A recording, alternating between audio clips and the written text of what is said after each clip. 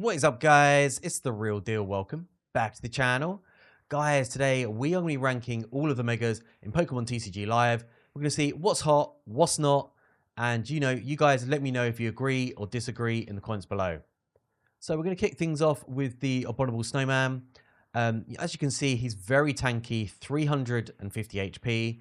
He's got this hammer launch ability, and it's very RNG. It can do some insane damage. It can also do no damage, and it also discards 6 of your own cards as well.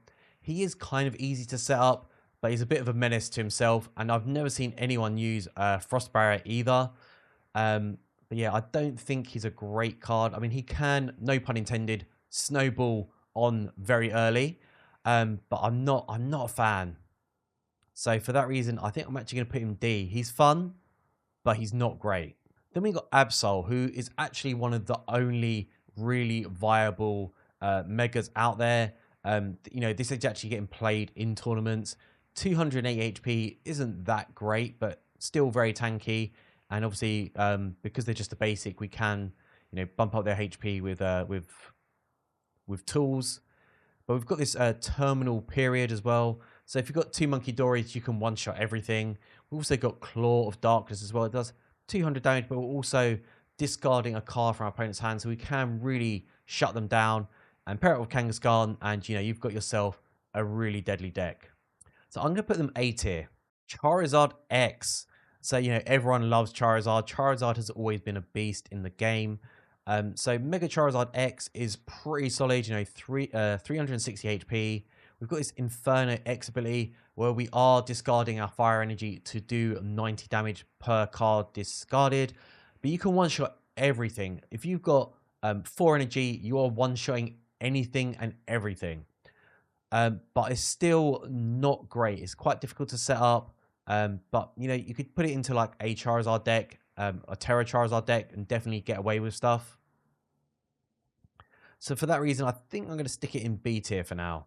Camerupt. So again, 340 HP, very tanky. It's very rare that we're going to be using our Meteor. That is 4 energy, and we're losing 2 energy as well. So we're probably going to be relying on Roasting Heat for 1 energy. But this is really difficult to set up. And I don't think Camerupt is that great. So yeah, I think I'm going to stick them C tier for now. And then we've got Gengar, one of my favorite Pokemon. And Mega Gengar just sucks. I'm going to be really brutal here. It just sucks balls big time. We've got this shadowy concealment, and this was so overhyped. Everyone was so pumped for this ability, and it's not that great. There's so many ways to sort of bypass this. First of all, your opponent has to be an EX opponent. It has to be an attack from them as well. So you can, Disc Noir, Monkey Dory, or just a non-EX Pokemon, and still just completely bypass and still just get those prize cards that you normally would. So kind of makes Mega Gengar redundant, which is a real shame because it has so much potential. I think if they just took away, if they made it any Pokemon and any sort of ability, that would make Gengar way more viable. But for now, he's going in D tier. I mean, if there was F+, he'd be going there. So then we got Gardevoir. Again, really tanky, 360 HP. We can basically put energy onto the board, and then we can use our Mega Symphonia to do some insane damage. Yeah, I think pure Gardevoir is just better without Mega Gardevoir, but you can definitely bring it in and use it as like a last card to sort of finish off your opponent and do some, just sweep through their team.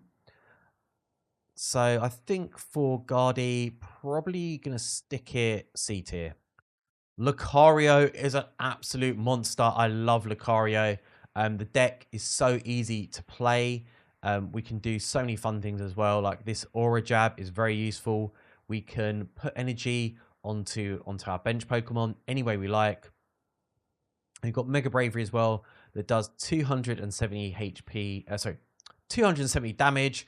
And for 2 energy, that's pretty good. We can power up as well to bump that damage even more. If you've got 2 Mega Lucarios, you can probably stick a balloon on them, move them around and stuff, go back and forth, come in and out. So yeah, Mega Lucario is actually really solid. And I'm going to stick them up with Absol. I actually think Lucario is as good as Absol. It's so good, especially with Lunatone and Solrock. And then we've got Diancie, who I don't think is as good as Gardevoir. I really don't. You know, it's doing less damage. We're discarding energy. Yeah, we take 30 less damage, but we've only got 270 HP. So that's 300. So that's actually less HP than Gardevoir anyway. I don't feel like it brings that much. I think just pure Gardevoir is still better. So yeah, probably going to have to stick them in D tier. Mega Latias. So this is a really, really fun deck to play, especially the poison one. I really, really rate this deck. You can sort of just jump around all over the place. And you can actually just, straight up one-shot your opponent in the first turn and just get that W really, really quick. And it's a fun deck to play. And, there's loads of like different mechanics that you can use to sort of play with this deck. Constantly use Strafe while you build up your Impulse. And you're probably just going to be using Strafe all the time anyway. And you're just going to be, poisoning the hell out of your opponent. Saying that, though, is also one of the ugliest. It probably actually is the ugliest out of all the Megas. It looks like someone just vomited on that card. But yeah, Mega Latias. I'm going to stick it B tier. It is really, really solid. Mega Kangaskhan. So this guy has 300 HP. But this ability is so broken. Run errands. Everyone is using this card just to basically just have that draw power. We've also got rapid fire combo, which is doing 200 damage minimum. And then for every heads we get, until we get tails, we're doing 50 more damage. Mega Kangaskhan is absolutely busted and is by far the best Mega. Of course it's going S tier. Where else would it be? No one can question that.